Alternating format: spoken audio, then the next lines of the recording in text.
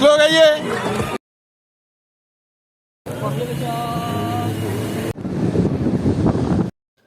আজ 17 তারিখ শনিবার নিজের গাড়ি নিয়ে বেরিয়ে পড়েছি হালিশহর থেকে দীঘার উদ্দেশ্যে।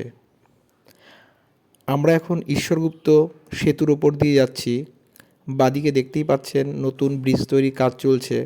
আসলে এই ব্রিজটি এখন প্রায় জীর্ণপ্রায়, খুবই খারাপ অবস্থা। তো খুব দ্রুত কাজ চলছে নতুন ব্রিজের। প্রত্যেকবারই দীঘা ড্রাইভার নিয়ে যাই, তো এবার ঠিক করেছি আমি নিজেই ড্রাইভ করে যাব। তাই নিজেই ড্রাইভ করে যাচ্ছি দীঘা। যেহেতু এটা একটা রোড ট্রিপ, তাই চেষ্টা করেছি কিছুটা রাস্তার ভিডিও আপনাদের সামনে তুলে ধরার। হালিশহর থেকে দীঘার দূরত্ব 225 কিলোমিটার। আমার সময় লেগেছে 6 ঘন্টা। অবশ্য তার মধ্যে কিছুটা ব্রেক নেওয়া হয়েছিল কোলাঘাটে ঘন্টাখানেকের মতো।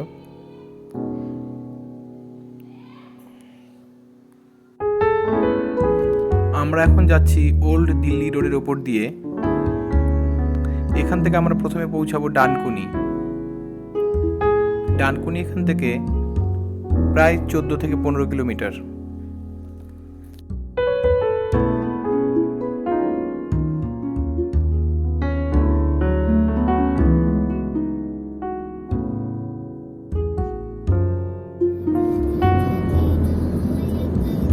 আমরা প্রায় কোলাঘাটের কাছাকাছি চলে এসেছি। আর কিছুক্ষণ বাদেই আমরা পৌঁছে যাব কোলাঘাট। আমরা কোলাঘাট পৌঁছে গেছি। এখানে কিছুটা ব্রেক নিয়ে ও টিফিন করে আমরা আবার দীঘার উদ্দেশ্যে রওনা দেব। আমরা দীঘা পৌঁছে গেছি। বিশ্ব বাংলা তোরণের নিচ দিয়ে আমরা দীঘায় প্রবেশ করছি। আমরা দুপুর 12:30 নাগাদ হোটেলে প্রবেশ করি আর ঠিক করি যে 1 ঘন্টা রেস্ট নিয়ে তারপর আমরা সি বিচে যাব। এই হোটেলটির নাম গ্রিন ভিউ হোটেল। বেশ সুন্দর এবং পরিষ্কার পরিচ্ছন্ন একটি হোটেল।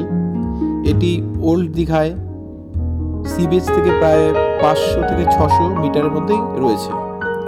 একটু চারদিকটা আপনাদের ঘুরিয়ে দেখাই হোটেলটার।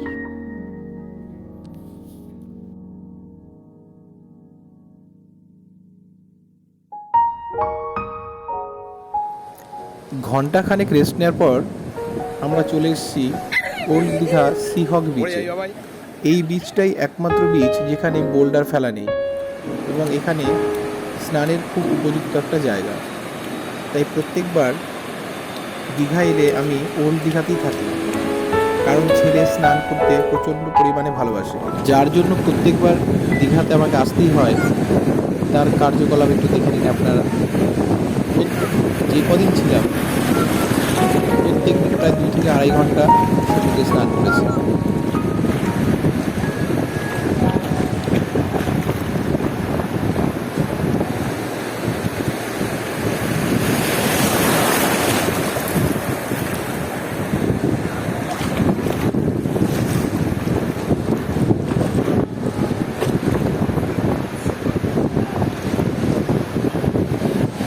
স্টারফিশ ফেলে দাও, স্লো স্টারফিশ ফেলে দে।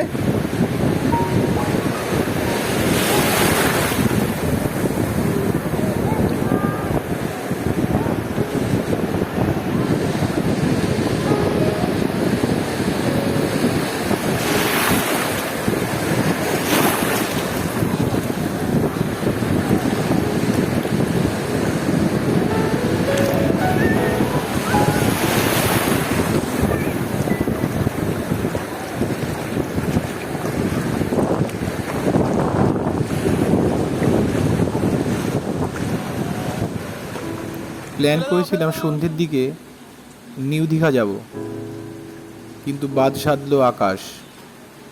দুপুর থেকেই বৃষ্টি শুরু, কখন থামবে কোনো ঠিক নেই। তবে সন্ধ্যের দিকে কিছুটা বৃষ্টি হালকা হতেই আমরা বেরিয়ে পড়ি নিউ দীঘার উদ্দেশ্যে।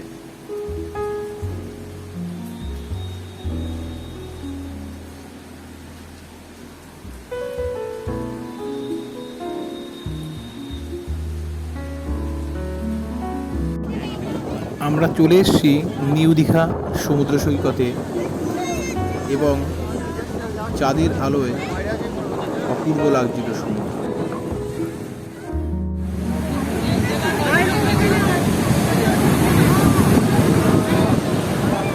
ভয়ে ভয়ে তুললাম।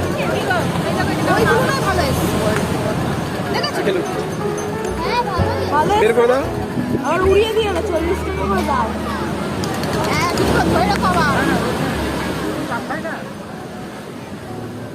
চাঁদের আলোয় কি অপূর্বই না লাগছে সমুদ্রকে বলুন।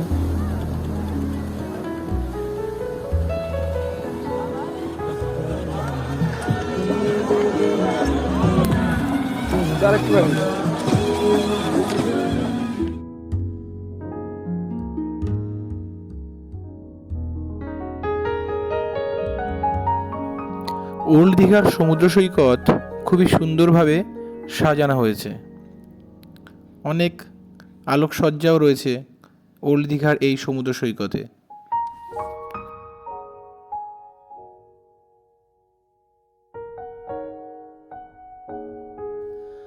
আজ বাড়ি ফেরার পালা, তাই শেষবারের মতো সমুদ্রকে বিদায় দিয়ে আমরা বাড়ির উদ্দেশ্যে রওনা হবার প্রস্তুতি নিই।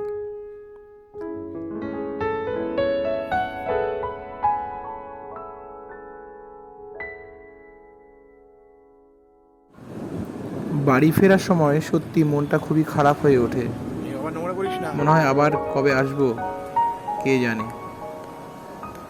তাই মনে একরাশ দুঃখ নিয়েই বাড়ির পথে রওনা দিই।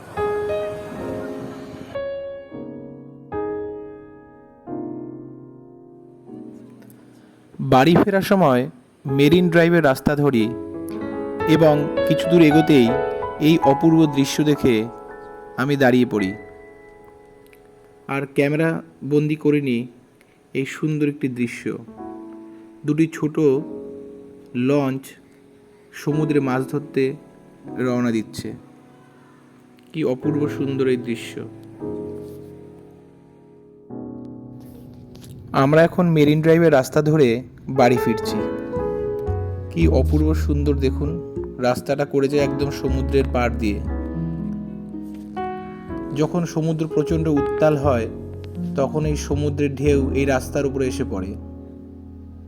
আমি কিছুক্ষণ ওয়েট করেছিলাম যে সমুদ্রের জল রাস্তায় এসে পড়বে, কিন্তু আমার কপালে আর হলো না। সমুদ্র এতটা উত্তাল ছিল না আজ। এই রাস্তাটা তাজপুরের সামনে দিয়ে মেন রাস্তায় গিয়ে ওঠে।